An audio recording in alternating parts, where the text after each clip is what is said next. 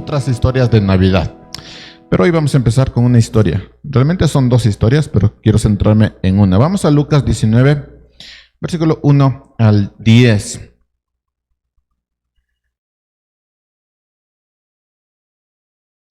Dice, mis hermanos, ténganlo ahí. Escúchenme un momento. Hay algunos aspectos del nacimiento de Jesús que a mí me parecen fantásticos, y cuando digo fantásticos, digo extraordinarios, maravillosos, espectaculares. Y voy a empezar diciendo que el nacimiento de Jesús no era algo fortuito, no es un evento inesperado. Y imagínese usted que usted fuera un arquitecto o que conociera un arquitecto, y este arquitecto va a edificar, va a planificar un edificio perfecto. Lo que va a hacer este arquitecto es diseñar cada detalle con precisión para que todas las cosas se alineen en ese momento cuando todo se vaya a dar. Algo que me pareció interesante es que, no sé si en otras partes, pero en Estados Unidos ya no se está construyendo como nosotros lo construimos, sino que ya hacen las cosas ya prefabricadas. Entonces llegan al lugar y simplemente lo van ensamblando. Y queda las casas espectaculares. Ojalá fuera así en este país. Entonces imagínate este arquitecto y va a tener que diseñar todo para que cuando quede en el lugar esté todo bien. Lo que me pareció también interesante es que el arquitecto va a tener que estar pendiente del suelo, del terreno, de la ubicación de la casa, hacia dónde va la luz y todos esos aspectos que a mí me parecieron aburridos, pero supongo que al arquitecto no. Pero van a tener que estar pendiente de todos esos aspectos para que todo quede bien cuando la casa se construya.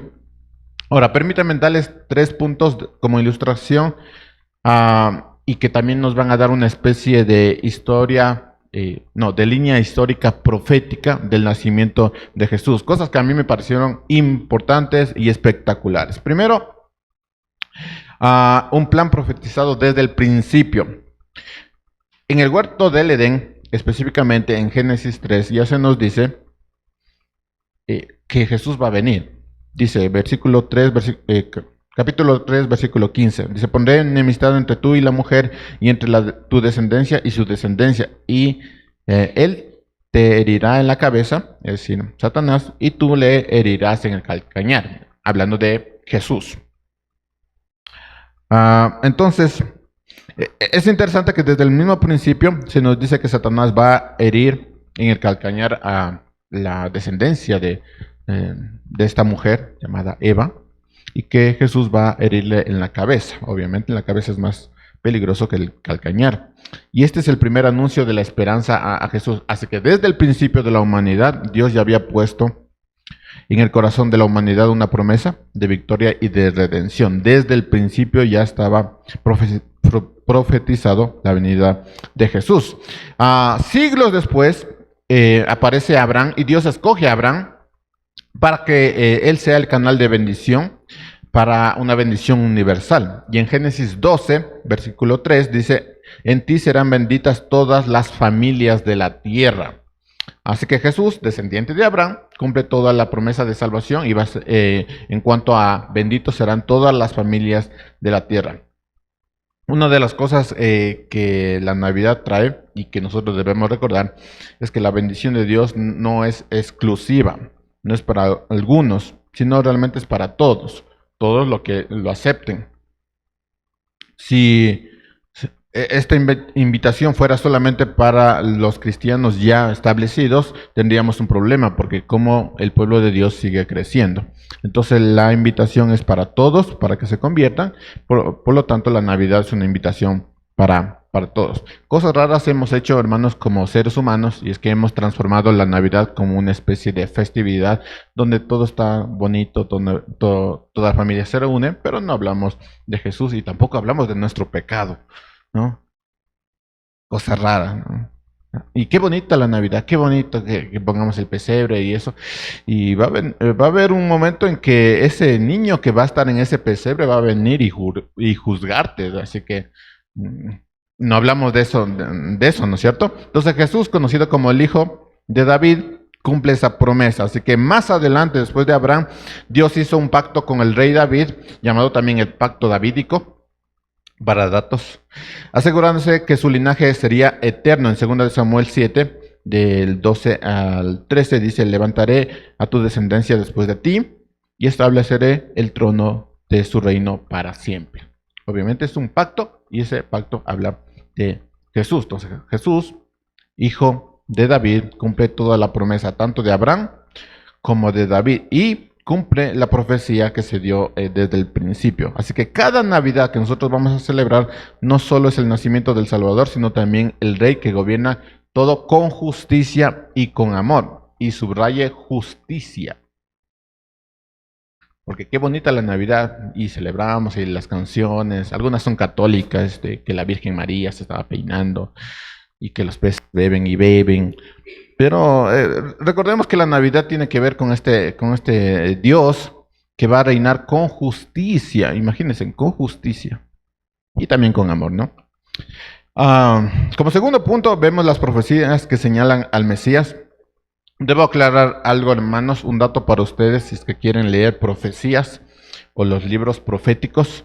En cuanto a las profecías, el propósito no es tanto verificar el nacimiento de Jesús, es decir, vamos a tener que leer las profecías para verificar que sí va a nacer Jesús. No, porque eso ya se había establecido anteriormente con las promesas. Es decir, desde Génesis ya se había establecido que Jesús iba a nacer. Entonces no había necesidad con las profecías de decir que va a nacer un Salvador, sino más bien establecer cómo las profecías sirven como una identificación del Mesías. O sea, las profecías están para que nosotros identifiquemos al Mesías, cosa que en el Nuevo Testamento vemos que los grandes estudiosos de la Biblia no habían reconocido a Jesús, estando Jesús al frente, o sea, al frente suyo, no habían reconocido a Jesús a pesar de que ellos habían estado estudiando las profecías. Entonces las profecías son para identificar al Jesús. Entonces, nacido de una virgen, la primera profecía, Isaías 7:14, dice: por lo tanto, el Señor mismo les dará una señal. He aquí la virgen concebirá y dará a luz un hijo y lo pondrá por nombre Emmanuel. Solo les recuerdo que Emmanuel significa Dios con nosotros. Entonces la encarnación de Jesús es el cumplimiento de esa profecía. No se llama Emmanuel como tal, como el nombre de nuestra cédula, pero sí es Dios con nosotros. Así que el nombre Emmanuel también es una profecía, es decir, Dios con nosotros. Él es Dios con nosotros.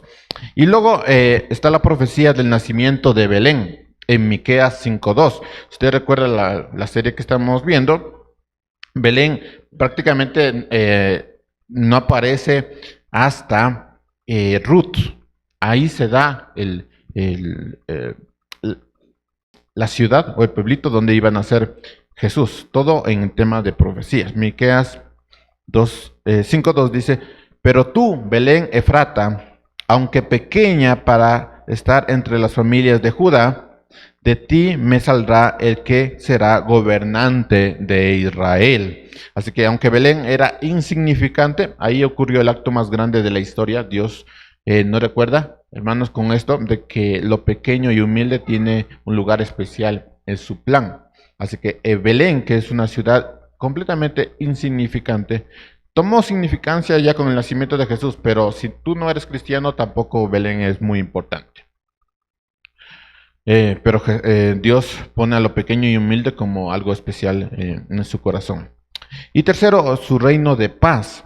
En Isaías 9, 6, 7 nos habla de que el Mesías será llamado príncipe de paz.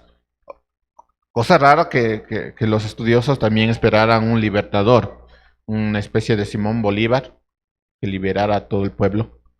Pero se encontró con el príncipe de paz, que ya estaba profetizado. Dice Isaías 9, 6, 7, porque un niño nos ha nacido, un hijo nos ha sido dado, su nombre será admirable, consejero, Dios poderoso, Padre eterno, príncipe de paz. Entonces son los títulos que él tendrá. Para que lo tenga en mente, cuando nosotros hablamos del nacimiento de Jesús, Jesús vino como el príncipe de paz, pero cuando regrese va a venir como el Dios de justicia. Así que si no lo tomaste como el príncipe de paz, como Dios de justicia, ya será difícil, ¿no? Así que Jesús no vino para imponer su reino terrenal, sino para ofrecer paz espiritual y reconciliación con Dios. Esa es la primera venida. La segunda venida ya viene como el Dios de justicia. Tercero, los antecedentes históricos en el contexto del nacimiento. Usted recordará que cuando nació Jesús estuvo bajo el imperio romano. Jesús nació en una época de opresión y control bajo el imperio romano, lo cual es una oportunidad, no es un problema. Porque era una oportunidad de interpretar bien la escritura, pero ellos lo interpretaron muy mal. Así que, sin embargo, había un término que había ahí en Roma que se llamaba la Pax Romana, es decir, la facilidad, hermano, de tener contacto con otras personas. Eso era la Pax, que se resumía en caminos. Los romanos habían hecho caminos y ellos decían eso es la Pax Romana, que podíamos tener contacto, comercio con un montón de ciudades. Eso le llamaba la Pax Romana. Viene Jesús y esa Pax Romana fue utilizada para expandir el Evangelio, porque Pablo utilizó esa Pax Romana para caminar y así pudo llegar donde llegó. Así que utilizó carreteras en el contexto de Dios. Dios va a utilizar esta disque Pax Romana para difundir su evangelio. En cuanto a la expectativa del Mesías, el pueblo judío esperaba un libertador, una especie de Simón Bolívar, que cabalgara en su caballo blanco y con su espada y matara a todos. Eso es lo que esperaba, porque estaban viviendo en una época de opresión y control social, una especie de control bajo el imperio romano bastante cruel. No quiero meterme mucho en esto, hermano, pero sí es interesante cómo nos podemos asemejar a los judíos en esa época, porque si nosotros estamos viviendo una especie de momento trágico de la humanidad donde pues la maldad está creciendo, ya saben todo este tema de las ideologías, el tema del ser humano que se está volviendo más violento, está matando al propio ser humano y todo, parece que la maldad está creciendo. Podríamos esperar que este Jesús, este Dios de paz, viniera y nos salvara y Señor, ya queremos estar contigo, pero cuando venga va a ser un Dios de justicia, así que va a ser distinto. Así que es interesante como nosotros también podemos interpretar las escrituras. En cuanto a la soberanía de Dios en los detalles, el censo, el famoso censo ordenado por César Augusto, narrado en Lucas 2, versículo 1, lleva a José y María a Belén cumpliendo la profecía de Miqueas. Todo fue conectándose. Esto nos muestra que Dios tiene el control soberano sobre cada detalle de las cosas. Y hay que preguntarse, ¿qué hubiera pasado si no había ese censo hecho por un imperio completamente tirado a la maldad? ¿Qué hubiera pasado? Pero pasó. ¿Por qué? Porque Dios dijo que tenía que pasar y pasó. Los puntos anteriores son aspectos generales que a mí me parecen maravillosos de ir conectando esto. Si usted tiene imaginación y le encanta, podría hacer una línea profética e ir conectando todos los puntos y ver cómo Dios ha hecho las cosas, lo cual es maravilloso porque una ciudad tan pequeñita como Belén, insignificante para todo judío, llegó a ser importante desde Génesis. Pero los judíos no lo vieron de esa manera. Así que los puntos anteriores son aspectos generales, pero cuando hablamos del nacimiento de Jesús en sí, hay detalles que a mí me parecen mucho más asombrosos todavía. Por ejemplo, el viaje de José y María desde Nazaret hasta Belén. José y María emprendieron un largo viaje, un difícil viaje desde la ciudad de Nazaret hasta Belén. Y aquí quiero que escuchen esas preguntas porque me parecieron maravillosas. Hermanos, ¿qué habría pasado? ¿Qué habría sucedido si el parto se hubiera adelantado? El parto.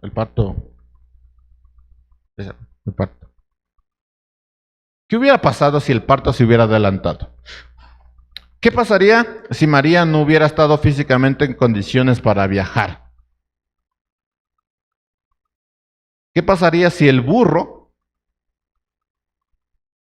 en el que viajaban se hubiera lastimado, dejando a María sin transporte? ¿Qué hubiera pasado? Dicen que viajaba en burro, yo creo que sí, porque era la costumbre, ¿no? Y además que estaba embarazada, José, pues, como buen marido, toma tu burrito, mi señora. Entonces, ¿qué hubiera pasado si el burro no hubiera avanzado y se hubiera roto una pata, iba a decir una pierna, una pata, y se hubiera quedado ahí, y María embarazada? Pequeños contratiempos como estos podrían haber alterado toda la historia. Pequeñas cositas, así. En cuanto a la llegada de los famosos reyes magos, aunque son sabios del oriente, astrólogos del oriente, que no había un negrito, hermanos, no había un negrito, posiblemente todos eran negritos, y tampoco se llamaba Baltasar, ni Melchor, ni Gaspar. En cuanto a la llegada de los reyes magos, magos del oriente, sabios del oriente, estos hombres sabios viajaron a larga distancia siguiendo una estrella. ¿Usted se imagina eh, tener algunos documentos y decir, no, el rey va a nacer y esta estrella va a ser el símbolo, y seguir esa estrella? Y ya, o sea, nadie te asegura que vas a llegar, que va a ser cierto. Solo vas a seguir esa estrella. ¿Qué pasaría si se hubiera equivocado algún sabio del oriente en sus cálculos? ¿Qué hubiera pasado si un numerito, solo un numerito hubiera cambiado todo el tema del lugar, de la localización? Y se hubieran ido, no sé, a África, por ejemplo, y hubieran encontrado un bebé africano. Capaz las imágenes que hubiéramos tenido fueran diferentes.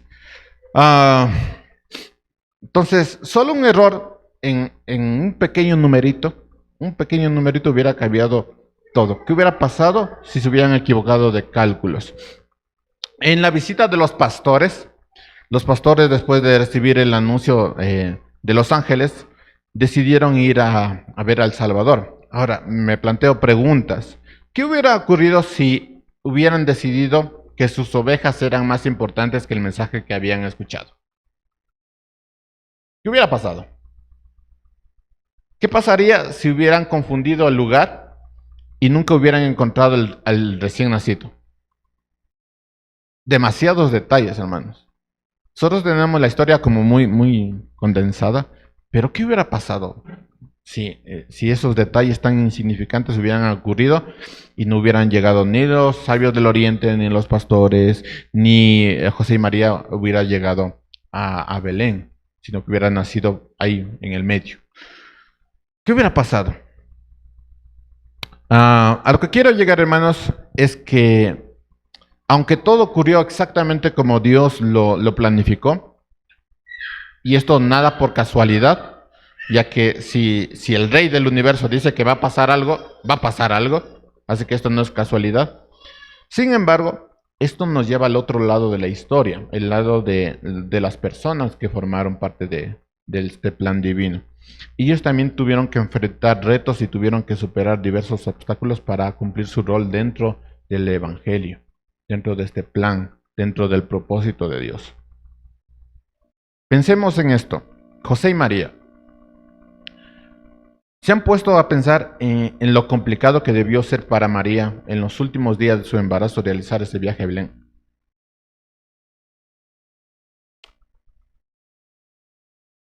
Imagínense toda la logística que que José y María debieron organizar.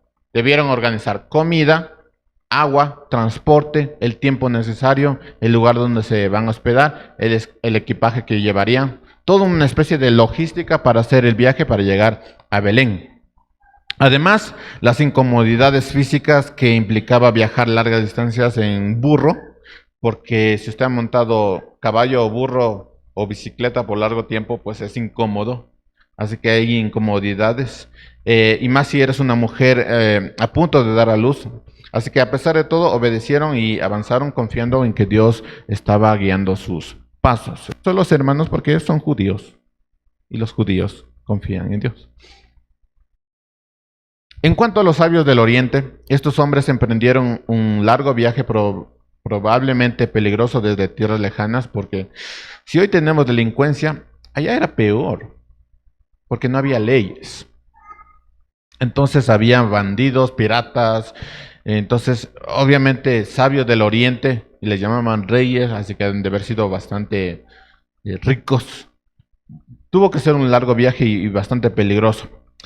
Piense en la planificación necesaria que ellos tuvieron que tener, en sus instrumentos para estudiar las estrellas, porque no creo que fueron, tenemos que ir allá, entonces se olvidaron todos los instrumentos y se fueron sin nada. No, tuvieron que llevar muchos instrumentos para estudiar las estrellas. La seguridad del viaje también tenían que haberlo pensado. Las personas que probablemente los acompañaron, porque difícilmente, hermanos, fueron solos. Difícilmente encontramos a 3 hombres ahí en camello como hay las fotografías. Difícilmente. Ellos tuvieron que ir con un montón de personas, con guardias, con soldados que los custodiaron y también con familiares. Tuvieron que hacer ese viaje con un montón de personas. Todo esto requirió esfuerzo, determinación y fe en que encontrarían lo que buscaban, porque ellos pues estaban buscando una estrella y esa estrella le estaba diciendo que iba a nacer el rey del universo. Así que todo es desconcertante, todo tiene que ver con fe, pero todo también tiene que ver con planificación. En cuanto a los pastores, cuando los ángeles les anunciaron el nacimiento del Salvador, tuvieron que tomar decisiones importantes. Ellos eran responsables de cuidar ovejas. ¿Qué hicieron con ellos? O sea, me preguntaron alguna vez, ¿dónde dejaron las ovejas? No creo que las llevaron con Jesús. Y vamos, porque eran un montón de ovejas. Eran las ovejas que se vendían. ¿Qué hicieron con las ovejas? ¿Cómo organizaron sus tareas para que nada quedara desatendido? Se han preguntado, ¿por qué no solo es, ay, sí, va a venir el Salvador, vamos nomás? ¿Y las ovejas? ¿Qué pasó con las ovejas? Aún así, respondieron al llamado celestial con prontitud, dejaron todo para ir e encontrarse con el rey nacido, pero tuvieron que organizar todo, tuvieron que dejar, no sé, me imagino, hermanos, a las ovejas a buen recaudo, porque se comían las ovejas, hermanos, o se robaban. Cada uno de estos grupos, José y María, los sabios del oriente, los pastores, eh, nos enseñan que dentro del plan de Dios, aunque este plan se va a cumplir, no significa que exista una ausencia de retos e incomodidades. Va a haber. Más bien implica obediencia, implica esfuerzo, fe en medio de las dificultades, y eso también implica planificación. Me pregunto, hermanos, ¿qué estaría dispuesto a hacer usted para llegar delante de Jesús? Si usted fuera aquel pastor con responsabilidades, con ovejas, con cosas que tenía que vender, porque era parte de su familia y tenía que sostener a su familia, ¿qué haría con esas ovejas? ¿Qué hubiera hecho con esas ovejas? Y en cuanto a los sabios del Oriente, ¿cómo hubiera planificado su viaje? José y María, si usted sería José y su esposa María, ¿cómo harían el viaje? Todo es planificación. ¿Qué estaría dispuesto ustedes para llegar delante de Jesús? Imagínese usted siendo el pastor de estas ovejas con responsabilidades y de pronto le dicen que vayas a adorar al rey. ¿Qué harías? ¿Cómo planificarías? ¿Qué pasaría con sus ovejas? Y basándonos en esa pregunta, ¿por qué harían el esfuerzo necesario para llegar a Jesús? ¿Cuál es el sentido? Tienes las ovejas, tienes responsabilidades, eres un rey, posiblemente tenías dinero. ¿Por qué no quedarte en casa? ¿Por qué ir a hacer un viaje tan largo para encontrarte con un rey que posiblemente tú ni siquiera estabas seguro, aunque yo sí lo estaba? ¿Por qué? ¿Qué hace que nosotros hagamos el esfuerzo necesario para llegar a Jesús? ¿Cuál es el motivo que nos impulsa a superar los obstáculos que se interponen en nuestro camino para llegar a Jesús? Demasiadas preguntas. Ahora, no les estoy diciendo esto a personas que no conocen a Cristo, sino a personas que conocen a Cristo, o por lo menos saben algo de Cristo. Les hablo como a hermanos en la fe que enfrentamos obstáculos diariamente para orar, para leer la Biblia, para simplemente encontrarnos en un momento para estar a solas con Jesús, sabiendo, hermanos, que leer la Biblia, que orar es una batalla. No es natural. No es simplemente, tienes que orar porque un cristiano ora. No, es una batalla. Todo el tema de leer la Biblia, orar, es una batalla. Así que, ¿qué haces para lidiar con esos obstáculos? Porque incluso nosotros como cristianos sabemos que los desafíos no van a desaparecer y muchas veces nos cuesta tomar decisiones en cuanto a eso.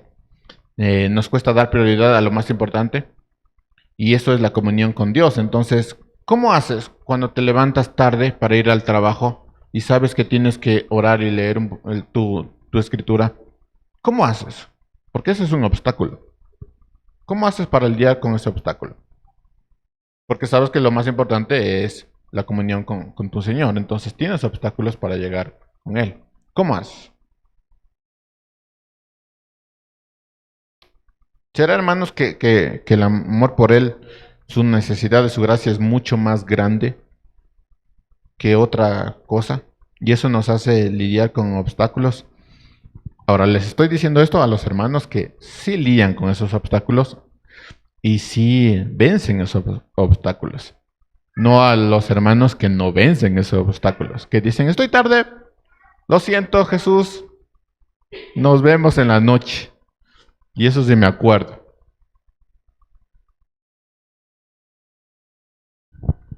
Y si tú no fueras creyente, o para los hermanos que no son creyentes, eh, no sé si llamarles hermanos, a las personas que no son creyentes, es posible que tú también vas a enfrentar obstáculos para llegar a Jesús. José y María tuvieron obstáculos, los sabios tuvieron obstáculos, los pastores tuvieron obstáculos, tú también vas a tener obstáculos. La pregunta es, ¿qué harás entonces con esos obstáculos? Porque tienes un trabajo, tienes una mentalidad, tienes una forma de pensar. Hay personas que creen que las religiones todas son iguales. Son una forma de pensar y esa forma de pensar es un obstáculo. Tu soberbia, tu orgullo, al pensar que estás bien haciendo las cosas, es un obstáculo. ¿Qué vas a hacer con eso? Porque son obstáculos que vas a tener que cruzar para llegar con Jesús. Dicho eso, acompáñame leyendo la siguiente historia. Lucas 19, del 1 al 10. Para que no se me olvide, ¡Feliz Navidad! Versículo 1. Cuando Jesús entró en Jericó, pasaba por la ciudad, y un hombre llamado Zaqueo, que era el jefe de los recaudadores de impuestos, y era rico. Tenga en cuenta esos detalles. Hombre pequeño, recaudador de impuestos, y era rico. Trataba de ver quién era Jesús, pero no podía a causa de la multitud, ya que Zaqueo era de pequeña estatura. Hasta el momento Zaqueo no conocía a Jesús, pero decía, quiero conocer a Jesús. No sabía quién era, qué es lo que había hecho, pero quiero conocer a Jesús. Corriendo, versículo 4, corriendo delante, se subió a un árbol sicomoro y así lo podría ver porque Jesús estaba a punto de pasar por ahí. Aquí necesito que utilicen su imaginación. Los que nacimos con Barney, crecimos con Barney, tenemos buena imaginación. Entonces necesito que utilicen su imaginación porque hombre pequeño, se dice que Jesús tuvo que medir máximo 1,60 m. Cuando hablamos de hombre pequeño, ya estamos hablando menos de 1,60 m. Si para nosotros 1,60 m ya es pequeñísimo, hablar de de una persona más pequeña es más pequeño. Ahora imagínense a este hombre pequeño tratando de subirse a un árbol. Ahora, no había pantalones ni pantalonetas, sino había sus trajes típicos, que era básicamente un faldón. Entonces, solo imagínense, hombre pequeño tratando de subirse a un árbol. Y dice que corría, así que un hombre pequeño corriendo, tratando de subirse a un árbol. Am, Cuando Jesús llegó, versículo 5, cuando Jesús llegó al lugar, miró hacia arriba y dijo, Zaqueo, date prisa y desciende, porque hoy debo quedarme en tu casa. No le responde el texto, pero ¿cómo sabía Jesús que se llamaba Zaqueo? Porque era Jesús. Pero nadie se preguntó, ¿no? Versículo 6. Entonces él se apresuró y a descender. Recuerden, hombre pequeño tratando de descender de un árbol. Entonces él se apresuró a descender y lo recibió con gozo. ¿Han notado que los hombres pequeños o las mujeres pequeñas tienen una forma interesante de manifestar su gozo? ¿Cómo es? Saltando. Saltando. No sé si lo hizo, pero es interesante eso. Entonces él se apresuró a descender y lo recibió con gozo. Al ver esto, todos murmuraban, ha ido a hospedarse con un hombre pecador. Pero Zaqueo, puesto en pie, dijo a Jesús, Señor, la mitad de mis bienes daré a los pobres, y si en algo he defraudado a alguien, se lo restituiré 4 veces. Hoy ha venido la salvación a esta casa, le dijo Jesús, ya que él también es hijo de Abraham, porque el Hijo del Hombre ha venido a buscar y a salvar lo que se había perdido. Hermanos, debo decir que el versículo 10 es crucial cuando nosotros hablamos de Navidad, y creo que es uno de los versículos que no topamos en Navidad. Y yo, yo les daría la sugerencia que cuando usted empiece sus fiestas de Navidad, ya saben, la cena, que el pavo, que el cuy, lea ese versículo. Versículo 10, porque el Hijo del Hombre ha venido a buscar y a salvar lo que se había perdido. Ese versículo es central en la Navidad. ¿Por qué? Porque la historia de Zaqueo, en la historia de Zaqueo, que encontramos este versículo, nos enseña 2 grandes lecciones. La primera, ejemplifica cómo el reino de Dios trae salvación a las personas marginadas de la sociedad, mostrando que la salvación es para todos sin importar tu estatus o tu condición. La salvación es la invitación para todos. Obviamente tú la tienes que recibir, tú la tienes que aceptar, con todo lo que viene alrededor. Y segundo, nos da una lección sobre el uso adecuado del dinero y las posesiones, recordando que lo que poseemos debe ser administrado de acuerdo a los principios de Dios y de acuerdo al plan de Dios.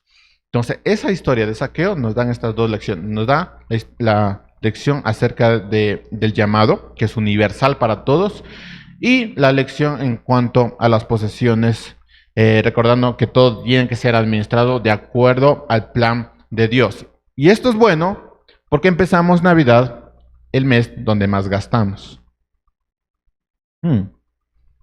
Versículo 10, porque el Hijo del Hombre ha venido a buscar y a salvar lo que se había perdido. Pero nos dice algo más, y lo aclaro, hermanos.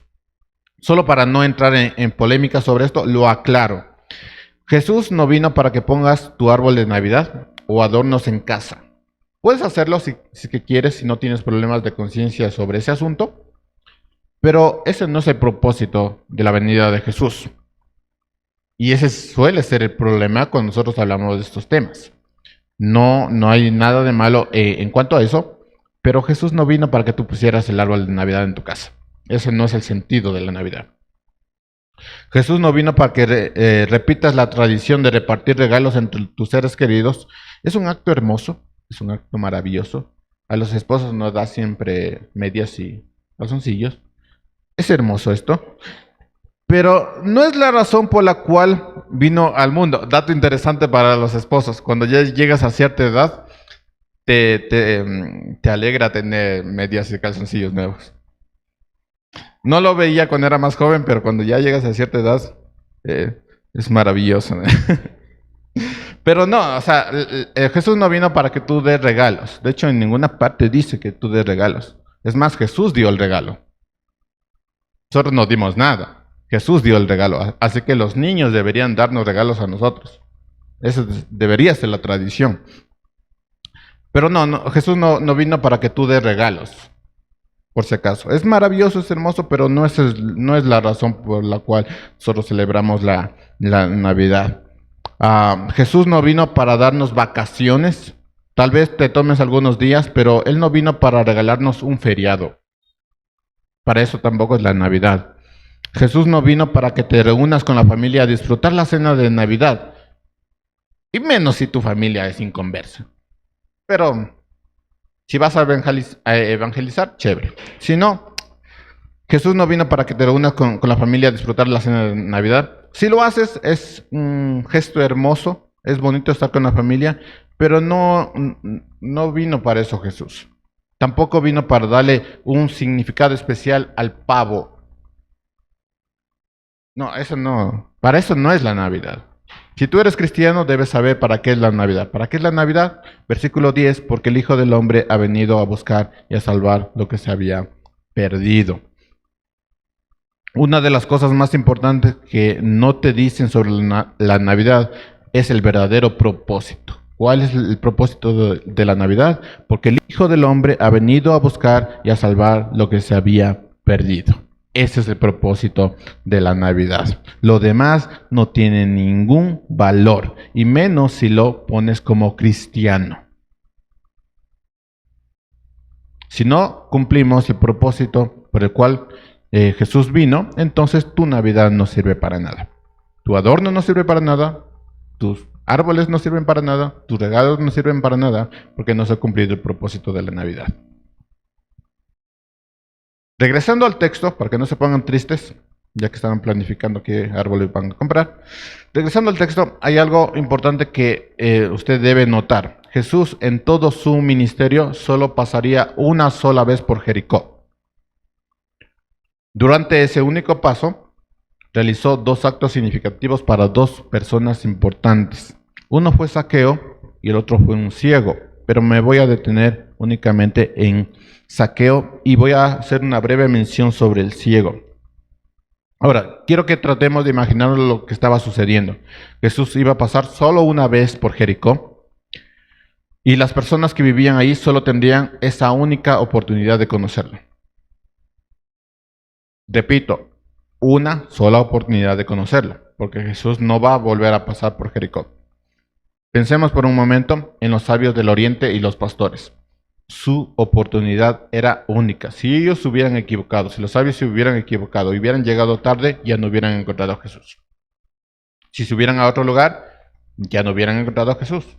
Los pastores, si se hubieran equivocado en la casa, ya no hubieran encontrado a Jesús.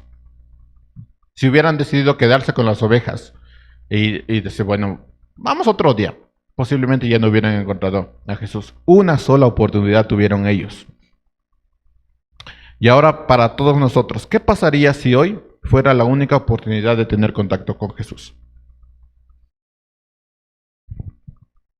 No piense en la próxima semana,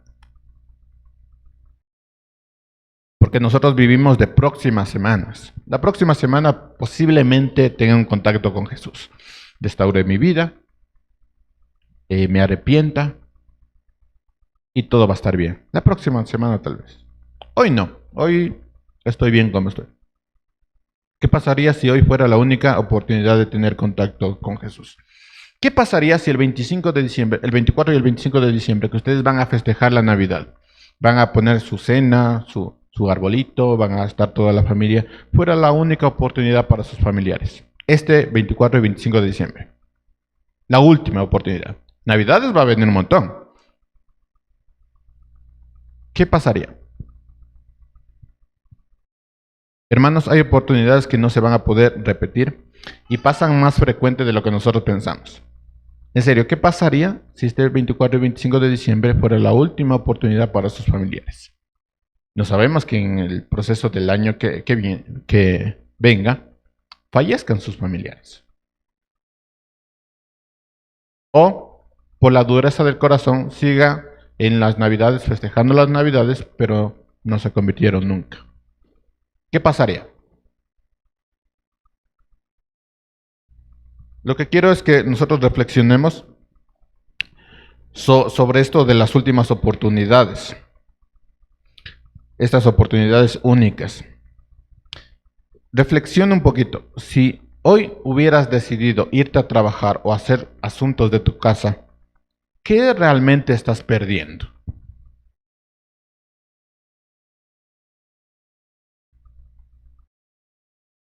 Cuando sales al trabajo sin orar, ¿qué estás dejando atrás? Porque ese día no se va a volver a repetir. Esas horas ya se perdieron. Cuando estás con la familia y no haces lo que debes hacer, ¿qué estás perdiendo?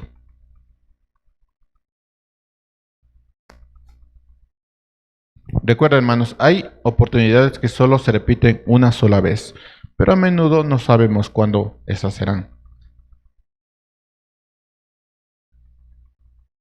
¿Qué va a pasar, hermanos, si el próximo año viene Jesús? Ok, no nos vayamos a hacer más tanto extremos, pero como el corazón del ser humano es tan duro, ¿qué va a pasar si este 24 y 25 de diciembre, donde nosotros preparamos todo, no hacemos lo necesario para que se cumpla el propósito del nacimiento de Jesús? Y nos concentramos en el árbol, en el nacimiento, nos preocupamos en la cena, en los regalos para los niños. ¿Qué va a pasar, padres, si este 24 y 25 de diciembre fuera la última oportunidad para tu hijo o para tu hija? La última. Has tenido todo un proceso donde te has revelado delante de Dios conscientemente, y llega esta Navidad donde el propósito es completamente diferente a lo que tú piensas y sea la última oportunidad, la última. Y piénsalo, si tú eres un inconverso, si no tienes una relación genuina con Cristo, que es más común en las iglesias de lo que pensamos, tú serías el ciudadano de Jericó y hoy sería el día que Jesús vino a tu ciudad. Una sola oportunidad. Y no va a volver. En cuanto a Zaqueo, Zaqueo era un hombre profundamente odiado. Era un judío que había acumulado riqueza a costa de sus propios hermanos judíos. Se parecen a esos hermanos que te cobran de todo, ¿no? Que si te dicen que van a hacerte un descuento familiar, pero te cobran de todo. Bueno, tú eres un Zaqueo, ¿sí? Que había acumulado riqueza a costa de tus propios hermanos. Se dedicaba a llenar sus bolsillos con dinero sin importar el sufrimiento de los demás. Si tenían o no tenían, tú trae el dinero. Aunque era rico, también era marginado social. Se llamaba en ese entonces pobre social. Era un hombre trabajador en términos del mundo. Era un hombre que trabajaba de domingo a domingo, hermanos. Era un hombre que utilizaba los días domingos, que era el día, que se supone que era el día que separamos para recibir palabra. Era un hombre que utilizaba ese día domingo para sus asuntos, para sus cosas. Así que era un hombre trabajador en términos del mundo, pero para sus propios hermanos era considerado un despreciable ladrón. De hecho, había criminales a quienes les tenía más consideración que a un publicano como Zaqueo. Tú podrías ser un asesino, pero no un publicano. Era un hombre solitario. Ahora Jesús se dirige a la ciudad de Jericó por una única vez. Zaqueo, al escuchar que Jesús pasaba por ahí, se interesó en Jesús. No sabía quién era, pero sabía que era algo importante. Intentaba encontrarse con él, pero se enfrentó a varios obstáculos. Primero, la multitud probablemente no lo quería, así que lo apartaba. Imagínense un hombre chiquitito que es odiado y un montón de personas. ¿Qué va a pasar con la multitud? La apartaba. Y cuando digo apartaba, lo estoy diciendo muy suave porque posiblemente lo empujaban, lo pateaban y evitaban estar cerca de él, porque así de odiados eran los publicanos. Su estatura también era complicada. Aún más si tenía que hacer algún esfuerzo. No era un hombre muy fuerte ni veloz, lo que hacía que aún la tarea más sencilla de subirse a un árbol para alguien que tenga las posibilidades, para él era un esfuerzo impresionante. Además, Saqueo era un hombre solitario, quien posiblemente por las críticas prefería evitar los espacios públicos. Saqueo era un emo, hermanos. Era una persona que no le gustaba estar con la sociedad, que todo le parecía oscuro, porque se sentía así y las personas lo hacían sentir así. Los obstáculos de Saqueo eran múltiples, eran físicos, eran externos y eran internos. Tenía el combo perfecto. Tenía problemas físicos, tenía problemas externos y tenía problemas internos. Sin embargo, Jesús estaba ahí a su alcance. Lo que Saqueo no sabía es que Jesús no volvería a Jericó. Saqueo no sabía esto. Lo único que vio Saqueo fue a Jesús y ese momento de oportunidad fue, tengo que ver a Jesús. Ni siquiera quería tener un encuentro. Quiero ver a Jesús. Él no sabía que Jesús no iba a volver a Jericó. Él no sabía quién era Jesús en la totalidad de su comprensión. No sabía lo que iba a pasar después. Pero ve a Jesús y dice, quiero tener un encuentro con él, quiero verlo por lo menos. Así que intenta aprovechar esa oportunidad. Ahora bien, ¿qué harías tú en la situación similar a Saqueo? Imagina estar como Saqueo enfrentando obstáculos físicos, externos e internos. ¿Te atreverías a superar todos los obstáculos por ver a Jesús? Solo por ver a Jesús. Volvamos a tu oración diaria cuando te enfrentas a los obstáculos. Obstáculos también internos, ¿no? Porque orar, leer la palabra es una batalla, hermanos. ¿Qué harías?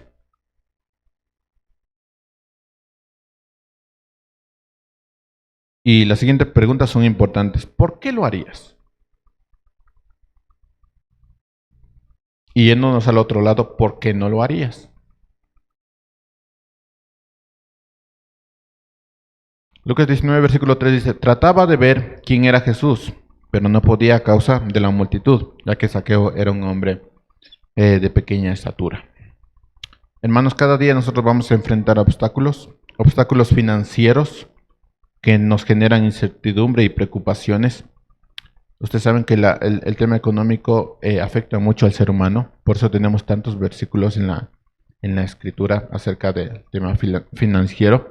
Así que vamos a tener que lidiar con obstáculos. ¿Qué pasaría si no tienes comida para el día lunes, pero tienes que ir a la iglesia el día domingo? Son obstáculos, porque vas a tener que decidir o me voy a trabajar o me voy a la iglesia. Son obstáculos. Así que los obstáculos financieros nos generan incertidumbre y preocupaciones. Obstáculos físicos, hermanos, como enfermedades o condiciones que dificultan nuestra capacidad de ver y actuar con facilidad.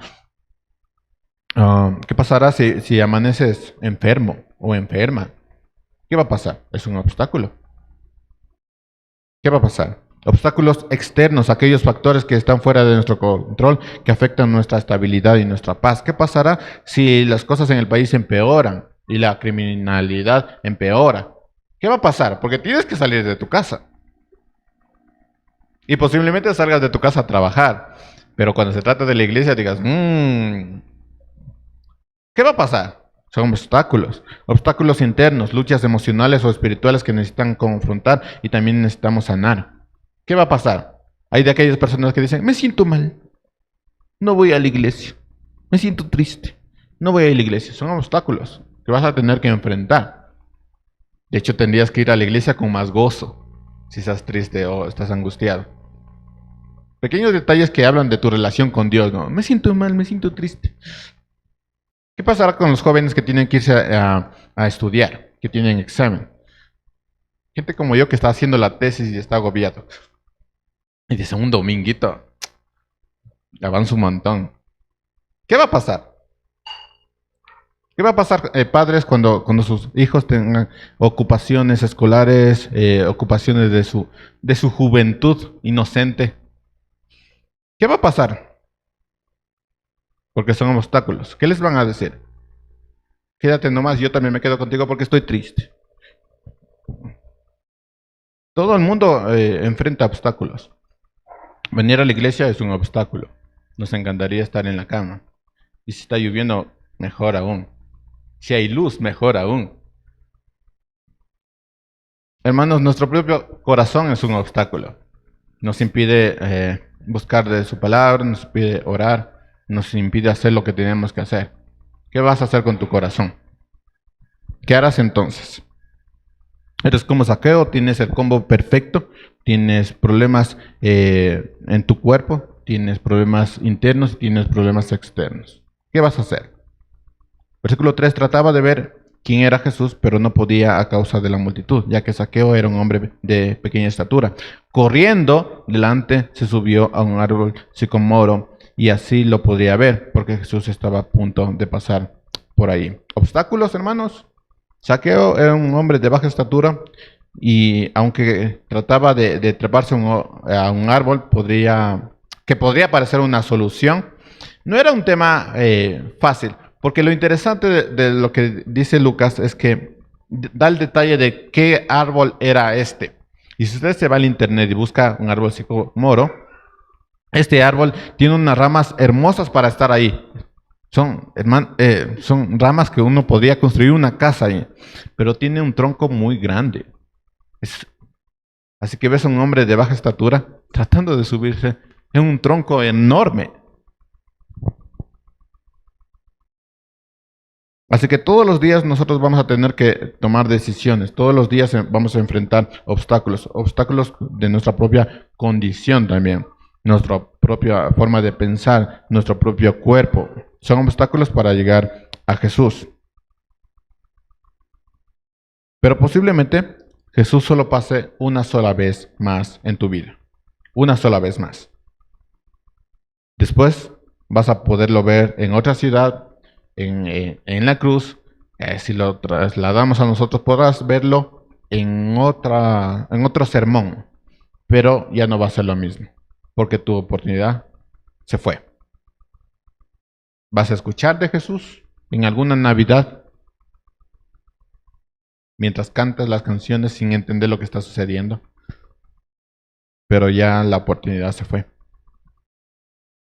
Versículo 5. Cuando Jesús llegó al lugar, miró hacia arriba y le dijo: Zaqueo, date prisa y desciende, porque hoy debo quedarme en tu casa. Zaqueo finalmente logra tener un contacto con Jesús. Él solo quería verlo. Jesús hace el contacto. Pero los obstáculos persisten. Las personas aún rechazan el acto de Jesús, mostrando el desdén que tenía sobre su decisión. Versículo 6. Entonces él se apresuró a descender y lo recibió con gran gozo. ¿Recuerdan? Es un hombre pequeño. Al ver esto, todos murmuraban: ha ido a hospedarse con un hombre pecador. Y antes de que pasemos, tenga en presente, hermanos, que sus palabras de estos hombres que murmuraban, aunque era un pecado, es un pecado murmurar, sí tenían mucho de verdad, muchísimo de verdad, porque era un hombre pecador. Así que si tú estás en esa condición y la gente empieza a murmurar, yo te digo, tienen razón. Porque has acumulado una vida de pecado. Entonces, ¿qué van a decir? Pero también es un obstáculo, porque también vas a tener que lidiar con esas murmuraciones que tienen carga de verdad. Mis hermanos, una oportunidad tocó la puerta de Zaqueo y esa oportunidad transformó profundamente su vida. Jesús llegó a la casa, conversó con él, lo miró de una manera que nunca había sido mirado. No lo rechazó y el resultado fue inmediato. Versículo 8. Pero Zaqueo, puesto en pie, recuerden todos esos detalles, es un hombre pequeño. Pero Zaqueo, puesto en pie, dijo a Jesús: Señor, la mitad de mis bienes daré a los pobres, y si en algo he defraudado a alguien, lo restituiré cuadriplicado.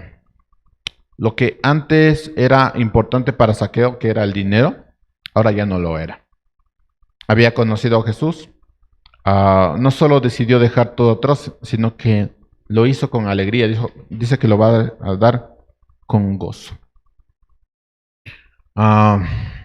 Hay algo más que no te dicen en la Navidad, y es que cuando tú tienes a Jesús, todas las celebraciones, obsequios, comida pierden su valor en comparación de lo que nosotros tenemos en Cristo.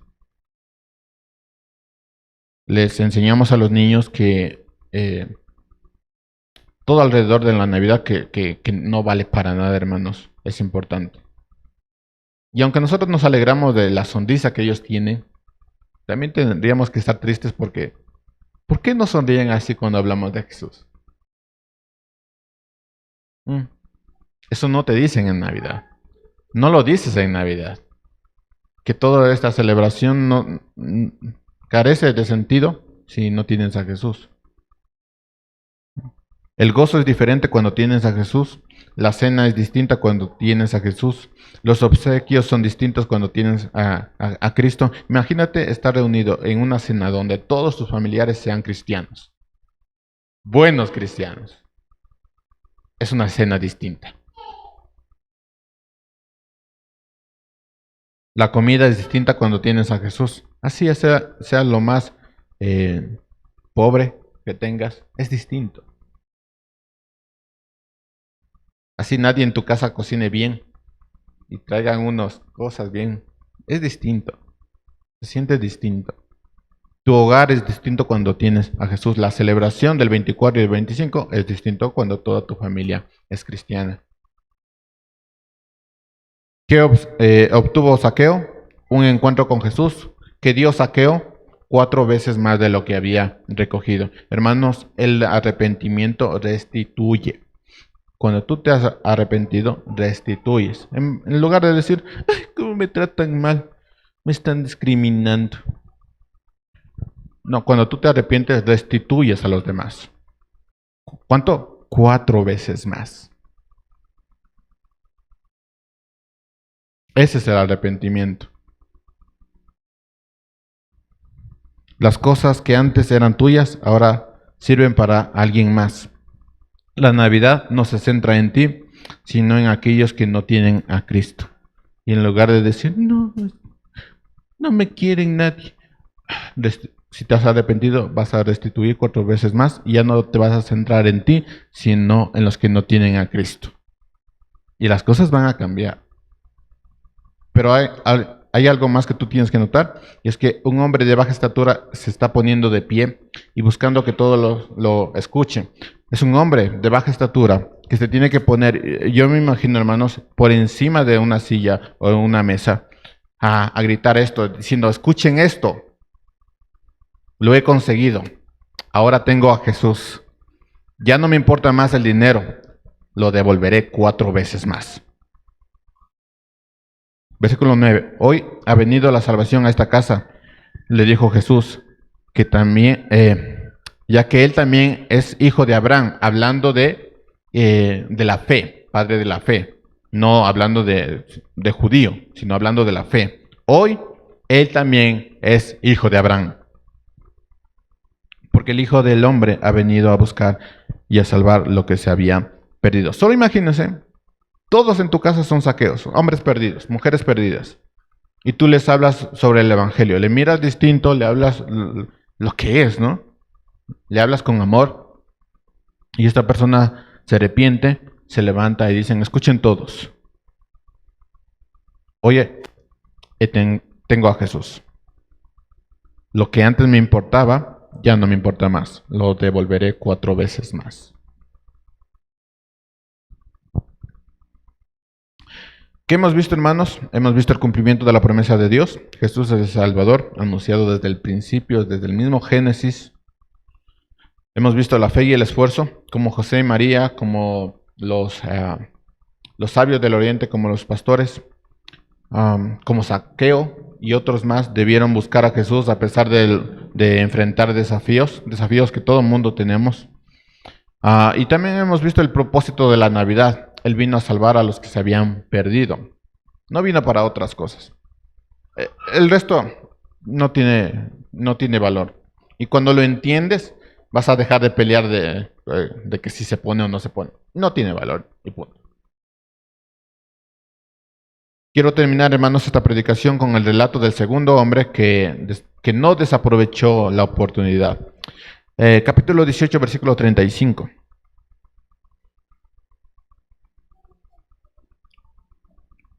Dice, aconteció, que buscan, capítulo 18, versículo 35.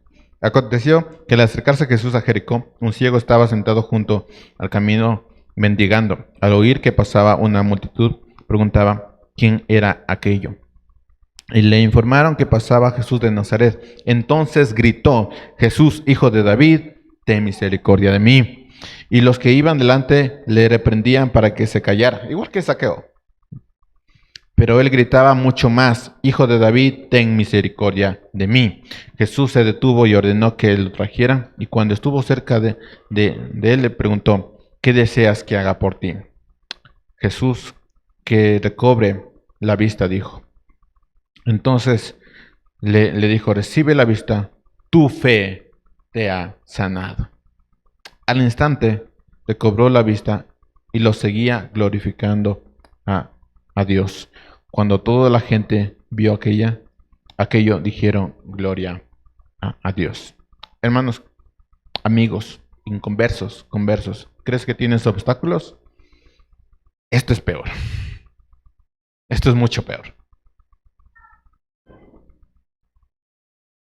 ¿Qué hizo que los dos hombres con obstáculos buscaron a Jesús? ¿Será que vieron esa oportunidad que no podían dejar pasar? ¿O será que Jesús es la oportunidad? Jesús es la oportunidad, hermanos, que no podemos rechazar. Y es posible, hermanos, que haya una última oportunidad. Y es posible que haya una última cena de Navidad. Es posible.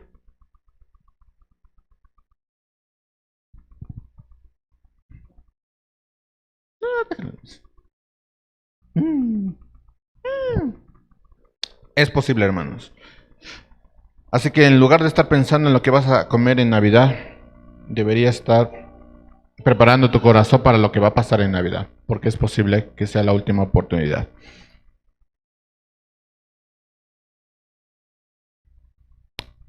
Puede ser la última oportunidad para tus hijos. Puede ser la última oportunidad para ti. Vendrán años y todavía seguirás festejando la Navidad, pero ya la oportunidad pasó. Puede ser. Hay últimas oportunidades que pasan más común de lo que nosotros pensamos. Puede ser la última oportunidad. ¿Qué harías tú? Con todos los obstáculos que tienes. Con todo. Físicos, internos, externos. ¿Qué va a pasar? ¿Qué harías? Jesús es la oportunidad que nosotros no podemos dejar pasar. Lo demás, sí. El trabajo, sí. Propuestas de trabajo, un montón. Pero Jesús no. No se puede dejar pasar. Así que si aceptas esa oportunidad, no te tienes que quedar con ahí. Tienes que clamar a Él. Jesús responde, hermanos. Así que arrepiéntate, es decir, cambia tu vida. Esa idea de me arrepiento, me siento mal y no cambio para nada en mi vida. Eso no funciona. Cambia tu vida, cambia todo lo que has hecho, hablado, dañado. Eso es arrepentimiento. Deja de poner a tus hijos, a tus familiares por encima de Jesús. Se van a perder. Es lo que vas a lograr, que se pierdan. Pon tu fe en Jesús, es decir, pon toda tu esperanza en Él.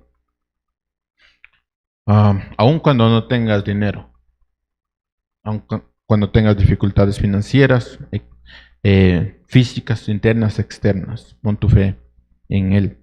Obedécelo, porque la fe viene con obediencia. Nadie que diga, tengo fe en Jesús y por eso voy a ser salvo, pero no lo obedezco, no puede decir que es cristiano.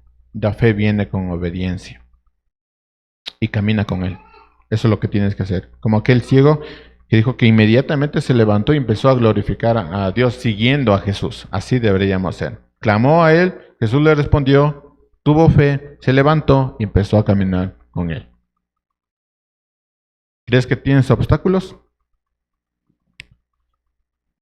Ponte de pie como Zaqueo y dile, ahora tengo a Jesús. lo que era importante para mí ya no lo es. Lo voy a regresar 4 veces más. En términos de nosotros, voy a hacer 4 veces el esfuerzo de lo que no hice cuando no tenía a Jesús. 4 veces. ¿Para qué? Para que mis hijos y los que estén alrededor tengan a Jesús. 4 veces más. ¿Por qué? Porque ahora tengo a Jesús.